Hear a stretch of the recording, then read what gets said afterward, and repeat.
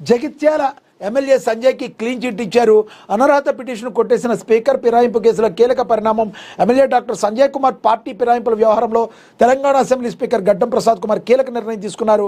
MLA సంజయ్పై BRS దాఖలు చేసిన అనర్హత పిటిషన్ స్పీకర్ కొట్టేస్తూ ఆయనకు క్లీన్ చిట్ ఇవ్వడం అయితే జరిగింది.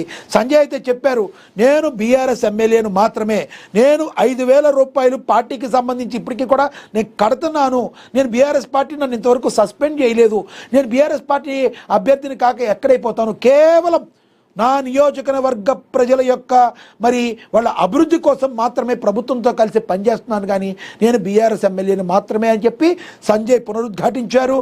అదేవిధంగా గడ్డం ప్రసాద్ కుమార్ కూడా సంజయ్కి క్లీన్ చిట్ ఇవ్వడం అయితే జరిగింది. అదేవిధంగా బీఆర్ఎస్ నేత జగదీష్ రెడ్డి చేసిన అనర్హత పిటిషన్ స్పీకర్ గడ్డం ప్రసాద్ కుమార్ కొట్టివేస్తూ ఎమ్మెల్యే సంజయ్కు క్లీన్ చిట్ ఇవ్వడాన్ని బీఆర్ఎస్ నేతలైతే తీవ్రంగా ఖండిస్తున్నారు. రాజ్యాంగబద్ధంగా నడుచుకోవాలని స్పీకర్కు తెలంగాణ ప్రభుత్వానికి సూచిస్తున్నారు. ఇప్పటికే ఈ కేసులో విచారణ పూర్తి చేసిన స్పీకర్ సుప్రీంకోర్టు గడువులోపే తన నిర్ణయాన్ని వెలువరించారు. నియోజకవర్గ అభివృద్ధి కోసమే ముఖ్యమంత్రి రేవంత్ రెడ్డిని కలిశానని, ఇప్పటికే తన వేతనం నుంచి నెలకు 5,000 నోట్ దిస్ పాయింట్ 5,000 రూపాయలు బీఆర్ఎస్కు విరాళంగా వెళుతుందని ఆయన సంజయ్ చెప్పారు. దీని మీద బీఆర్ఎస్ పార్టీ ఏ రకంగా స్పందిస్తుందో చూడాలి.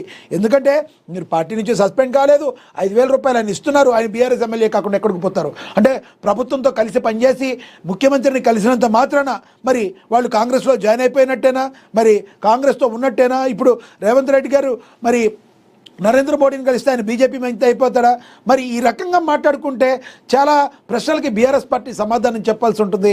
మేము పాలించినప్పుడు ఎట్టా ఉన్నామో, మేము ప్రతిపక్షంలో ఉన్నప్పుడు కూడా అలాంటి క్వశ్చన్లు వేస్తాం, మీరందరూ మా కింద కూర్చొని మాకు సమాధానం చెప్పాలి అన్న తత్వంగా బీఆర్ఎస్ అహంకార ధోరణితో ముందుకెళ్తుందని చెప్పి రాజకీయ విశ్లేషకులు నెత్తినోరు కొట్టుకుంటున్నారు.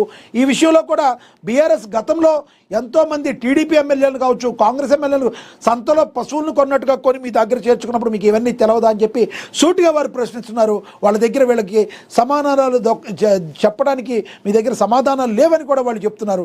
మీరు చేశారని పచ్చకామెరల రోకముడితో చూస్తే మీ కళ్ళు అందరికీ కూడా పచ్చగా కనిపించినట్టు, మేము కేవలం నియోజకవర్గ ప్రజల కోసమే చేశాను సంజయ్ మరొకసారి పునరుద్ఘాటించడం జరిగింది.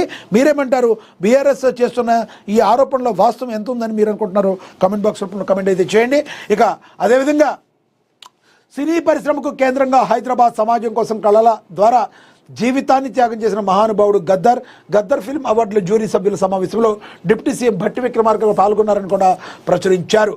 ఇక అదేవిధంగా హైదరాబాద్ మెట్రోపై బిగ్ అప్డేట్. హైదరాబాద్ మెట్రో విస్తరణ జరిగితే లక్షలాది మంది నగరవాసులు ట్రాఫిక్ కష్టాలు తీరనున్నాయి. మెట్రో ఫేజ్ 2కు సంబంధించి హైదరాబాద్ మెట్రో రైల్ కార్పొరేషన్ తాజాగా ఓ ప్రకటన విడుదల చేసింది. ఈ ప్రాజెక్టు నిర్మాణానికి 24,269 కోట్లు ఖర్చు అవుతుంది అంచనా వేస్తున్నారు. హైదరాబాద్ మెట్రో ఫేజ్ 2లో భాగంగా కొత్తగా మరో 76.4 కిలోమీటర్ల మేర మెట్రో మార్గాలు ఏర్పాటు కానున్నాయి. ఇక మెట్రో ఫేజ్ 2 నిర్మాణానికి ఇప్పటికే తెలంగాణ సర్కార్ పరిపాలన అనుమతులు మంజూరు చేసింది. అంతేకాకుండా ఈ ప్రాజెక్టుకు సంబంధించిన అన్ని వివరాలతో కూడా రిపోర్ట్ కూడా ఇప్పటికీ కేంద్ర ప్రభుత్వానికి పంపించారు. రానున్న రోజుల్లో విశ్వనగరంగా హైదరాబాద్ మారిపోబోతుంది అనడానికి ఇది ఒక ఉదాహరణగా కూడా చెప్పొచ్చు. భారతదేశంలో ఉన్న అన్ని నగరంలో కంటే కూడా తెలంగాణ మంచి బెస్ట్గా కనిపించే విధంగా ఉంది రానున్న రోజు. అందులో హైదరాబాద్ విశ్వనగరంగా తన కీర్తి ప్రతిష్టని ప్రపంచవ్యాప్తంగా చాటి చెప్పడానికి ముందడుగులు వడివడిగా వేస్తుంది. చూడాలి రానున్న రోజుల్లో ఇంకా ఏ మేరకు సక్సెస్ అవుతుంది, ఎంత త్వరగా కంప్లీట్ అవుతుంది అనేది.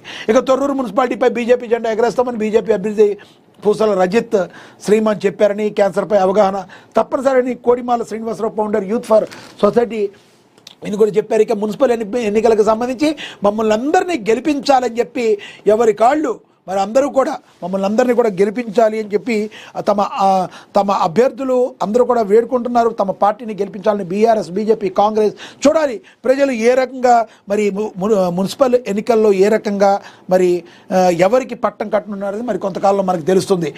మా ఆయువు ఉద్యమమై నీ మంచికి బదులై అని చెప్పి రాశారు. ఏదైతే అంబటి రాంబాబుకి జరిగిన అన్యాయం ఏదైతే ఉందో దాన్ని ఆయన్ని పరామర్శించడానికి నిన్న ఈయన గుంటూరు వెళ్ళటం జరిగింది, అంబటి రాంబాబు దగ్గరికి వెళ్ళటం జరిగింది. మరి వైఎస్ జగన్మోహన్ రెడ్డికి పరామర్శించడం అయితే జరిగింది అంబటి ఫ్యామిలీని. మరి చూడాలి రానున్న రోజుల్లో ఇది ఆంధ్రప్రదేశ్ మీద ఎంత ఇంపాక్ట్ చూపిస్తుంది అనేది. మేము వచ్చిన తర్వాత మీ అందరి అంతు తేలుస్తామని మరొకసారి జగన్మోహన్ రెడ్డి అయితే మరి చెప్పడం అయితే జరిగింది. ఇక పురపోరులో పార్టీల ప్రచారం జోరు. మరి ఉత్కృష్ణ పతాకాన్ని అందుకున్న డీసీపీ రాజేంద్ర నాయక్ అని కూడా ప్రచురించారు. ఇక ఘనంగా షబ్-ఏ బరాత్ వేడుకలను ప్రచురించారు. ఎన్నికల వేళ మరి పురపాలక ఎన్నికల వేళ అన్ని పార్టీలు కూడా విజయమే లక్ష్యంగా ముందుకు వెళుతున్నాయి. ఆదర్శ మున్సిపాలిటీని నా లక్ష్యమని మీరు ఆదరించండి, నేను అభివృద్ధి చేస్తానని ఎమ్మెల్యే వీర్లపల్లి శంకర్ అన్నారు.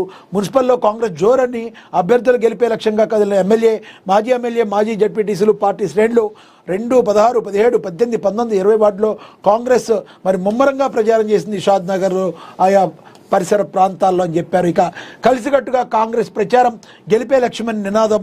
మున్సిపల్ ప్రచారంలో చేయి కలిపిన నేతలు మున్సిపల్ పీఠమే ధ్యేయంగా ముందుకు. మరి ఆదిలాబాద్ మున్సిపాలిటీ అభివృద్ధి చెందాలంటే అన్ని వార్డుల్లో కూడా కాంగ్రెస్ పార్టీ అభ్యర్థులను గెలిపించాలని డీసీసీ అధ్యక్షుడు నరేందర్ యాదవ్, అసెంబ్లీ ఇన్ఛార్జ్ కంది శ్రీనివాసరెడ్డి కోరారు. మున్సిపల్ ఎన్నికల్లో భాగంగా ప్రభుత్వం కాంగ్రెస్ నాయకులు అల్లూరి సంజయ్ రెడ్డి, గంట సుజాత, షాజిద్ ఖాన్, బోరంచు శ్రీకాంత్ రెడ్డిలతో కలిసి మున్సిపల్ పరిధిలో 21, 22 వార్డుల్లో పర్యటించారు. ఇంటింటికి తిరుగుతూ కాంగ్రెస్ పార్టీ కౌన్సిలర్ అభ్యర్థులు వసావర్ వెంట్, మనస్పూర్ ఖాన్లను గెలిపించాలని మరి చెప్పారు. కంది శ్రీనివాసరెడ్డి అన్నీ తానై మరి ముందుకు కదులుతూ